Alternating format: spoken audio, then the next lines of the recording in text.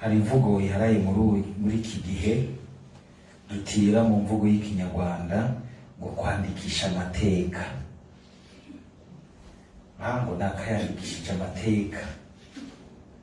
Mwumvise ingene ijambo ry'Imana ritubwiye hari iteka. Aka karongo dusozereyeko, urashaka kwandikisha amateka? Urashaka kwandikisha amateka? Hamwe bo baca bakuvuga ngaho hose bakagushira ku marezo. Si ibyo mbere umuntu yorondera, mugabo mbwira iteka. Uyu munsi Umukama arasubiye kuri duhishuka, akagira ati uwunkorera data azomutera iteka.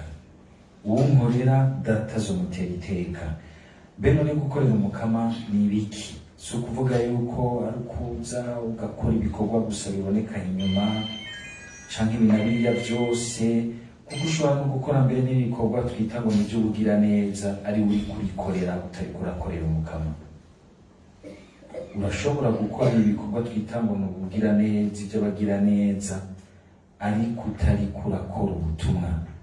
Uri kurikora, uri kurikorera, cyangwa uri kurakorera gusa ishirahamwe waserukiye.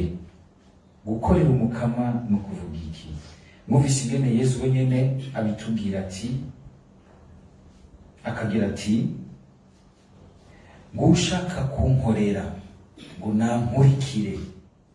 Ugukorera Umukama kwa mbere ni ugukurikira Yesu. Si ukwiyahagura ukora ibinabiriya upanga ibinabiriya ubwa mbere, ni ugukurikira Yesu. Ibikorwa bikaza biva mu mutima uriko urakurikira Umukama, kuko ibikorwa ubwavyo bishobora inyuma kubonekamo kumengana vyiza, ariko bitari mu mutima w'umuntu ariko arakurikira Umukama, ariko arabikora kw'izina ry'Umukama. Iyo ni ngero ntegerezwa gusaba kugira ngo ivyo tubamwo ntibitandukane n'umutima wavyo, umutima Kristo ashaka kubona muri vyo. Kumukurikira, kwitwararika kumva uti ubwo mu mutima wanje, mu vyiyumviro, muri wa muntu w'imbere, ivyo ngenderako, ibintu nshira imbere, ibintu nubakira ku buzima bwanje, ivyumviro ngenderako, ubwo biranywanye n'umutima wa Kristo, biranywanye no gushaka kwa Yesu Kristo. Tukabona yuko naho kurondera gukurikira Umukama, tugaheza rero tugakora ibikorwa biva muri uwo mutima, ntivyama vyoroshe. Hari igihe usanga mbere binadusaba kwitanga. Mbere muvise igisoma ca mbere cyo kagira kiti ni ugutanga umuntu yitanga. Iyo tuvuze gutanga no kwitanga, ntiduce dufatwa mu kintu c'urukanye rw'umutima n'ubwenge, kubera yuko ayo majambo meza yo gutanga no kwitanga usanga yarononywe n'abantu b'abayesikro biyita abapasitori, biyita abadadi, biyita n'abaki, abantu b'abayesikro basigaye bagurisha ibintu vy'Imana. Bero baranakoporora bakabona bati ari ibintu abantu bakunda, reka twigana abakatolika ko bafise abantu benshi kuko barabifise, twe navyo dufise. Maze bose bakoresha n'abanyene mu mavuta ya elayi.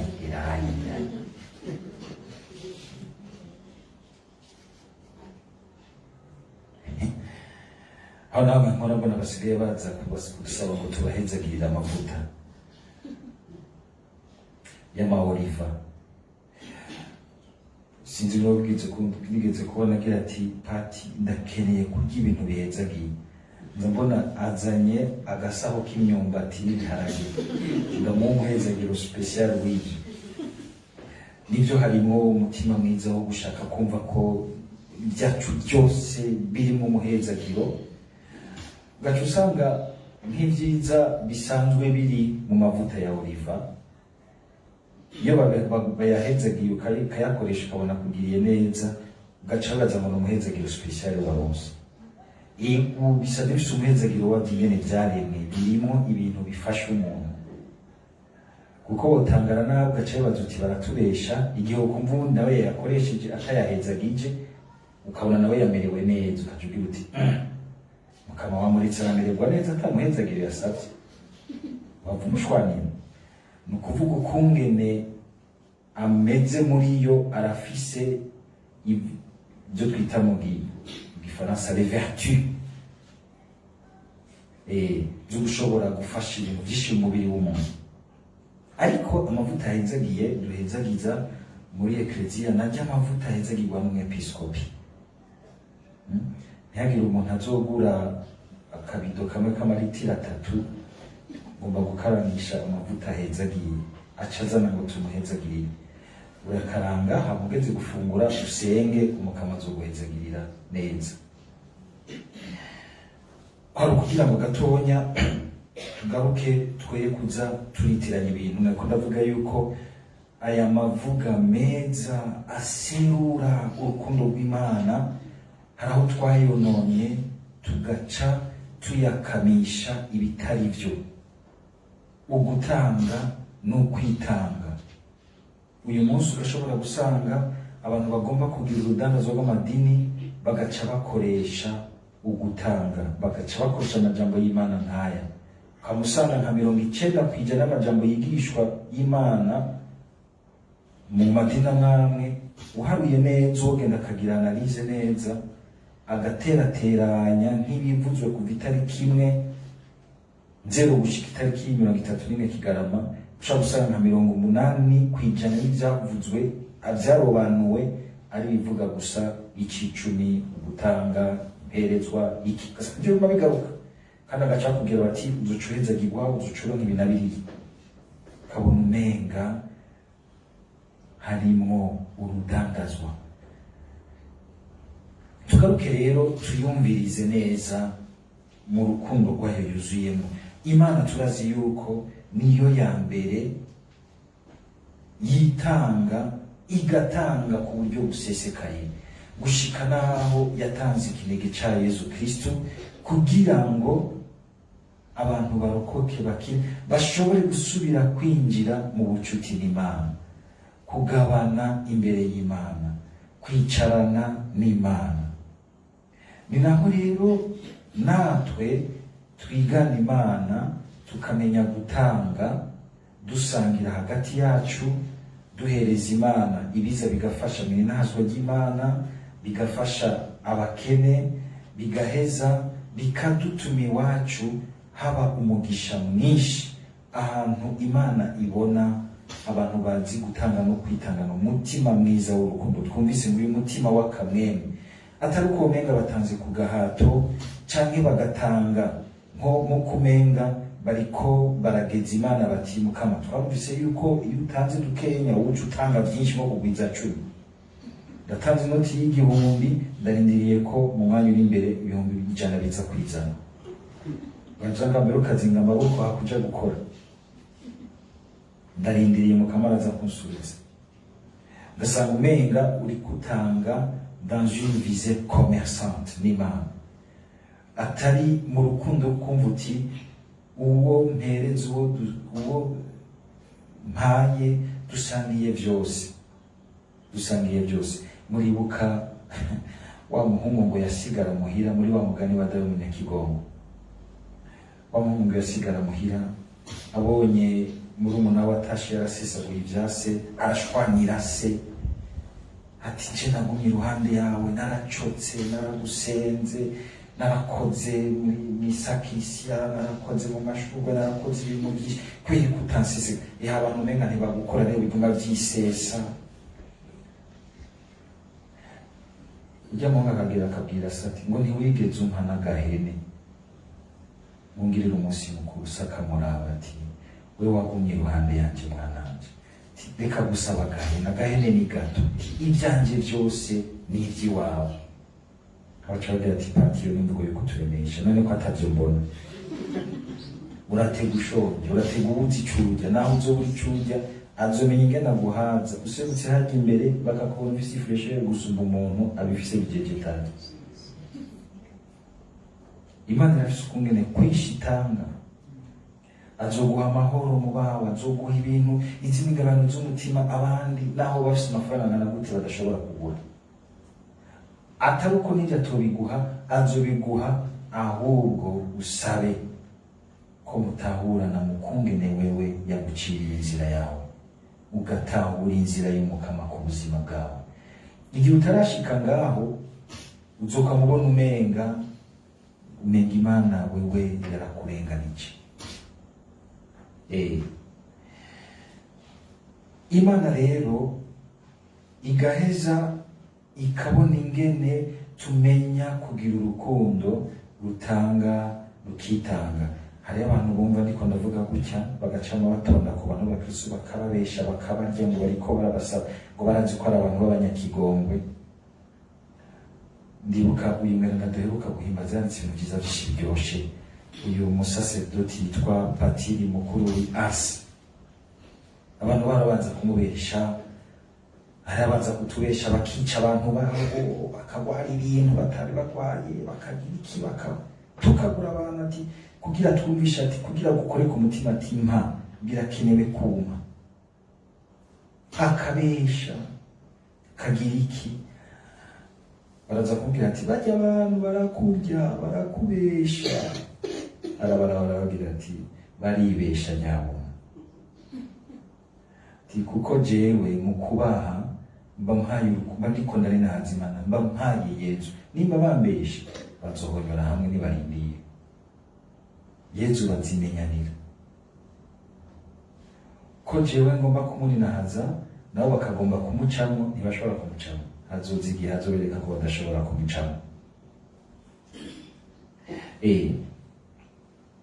Gutanga rero twitanga. Uyu mweranda turiko turahimbaza uyu munsi Laurenti umudiyakoni niwe tubitangariramo, ngo yari umunyamabanga wa Papa Sixte menga hari mu mpera z'ikinjana ca gatatu.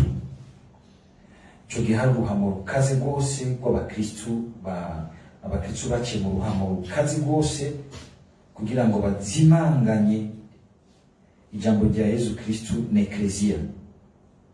Ico gihe babanza barica Papa, bamaze kwica Papa bagira ati wewe kuko umunyabanga wa Papa kenshi yaba ari nk'umuntu ntikakujya kumwe, maze kubona niho biva, maze kubona yuko umudiyakoni yama hafi ya Papa canke hafi ya Musenyeri. Niwe kandi yaca agira araba ibijanye n'ibintu byose bafashisha bo, niwe yarabivya Caritas. Hanyuma agira ati uyu muntu arazi ubutunzi bwa Eklezia bwose aho buri, ntidushoka tumwicira rimwe na Papa, reka tumubike nk'iminsi 3. Bamusaba ati muri iyi minsi 3 genda wegeranye ubutunzi bwose bwa Eklezia ubuzane, tuzoheza tukugirira akantu wabushikana. Acaragenda aregeranya aboro bose Eklezia urifasha abantu b'abanyarucari bose abashika nko ku mbugage. Haciye iminsi 3 baraza ati zana bwa butunzi, ati ubutunzi bwa Eklezia ngo burya baramuraba ati ntugayanuringana. Mu kumwica bamwishe bamwotsa nk'inyama. Nawe agaca azaratebura ababwira, avuga yuko yatebura ababwira ati zungurukisha hose muze kurya akanyama kameze neza kahiye neza. Ngira ngo ntawopfa kumure bica bisa gutyo, mugabo bakerekana yuko no mu bumaratiri bajya bitangira Imana by'ukuri. Iyo bitangira Imana irabaremesha ikabakingira umwiheburo n'akabonge k'umutima, kuko usanga umenga uri wenyene, Imana ikazi kakuremesha ukumva ko naho uza kubabara udatenga ubwoba bumwe buzingamika bukakubuza gushinga intahe. Dusabe rero Mukama kugira ngo natwe mu buzima bwa misi yose, nubwo tutotegerezwa kuba aba bamaratiri b'ubumaratiri butukura, maratiri buri kubiri, haba maratiri butukura bw'aba bapfa bakicwa bagaseserwa amaraso bakagenda bakava kuri ino si, nibyo twita ubumaratiri bwera. Abantu baba rero muri uku kwitanga, bakitanga bakaruha, bakemera ko barabagatanga ubuzima bwabo bakanga kubwigungana, bakarengera ibintu by'inyungu zabo kugira ngo bagirire neza benshi, barondere ubukiro bwa benshi kandi kugira inazwa ry'Imana. Abo baraba muco twita umaratiri utukura nako bwera. Aba bose barenganywa bagasahurwa ibyabo kuko banse guhemukira Imana n'ingiro n'ingendo y'Imana, nabo nyene barafise amateka akomeye cyane imbere y'Imana. Intahe yose ishinzwe mu rukundo ikadutuma dutanga, tukitanga, tugatabara boro, tukitwararika abandi bagatera intambwe bakumva ko bahuye n'Imana. Iryo ni iteka rikomeye, niko gukorera Umukama. Dusabe mu Mukama yame atuzigamira iryo teka, twamane ako kariro k'urukundo n'akanyamuneza byo gukorera Umukama mu kwitanga no mu gutanga ku vyacu kuco turi n'ico dufise. Umukama agumane nazwa hagati yacu. Amen.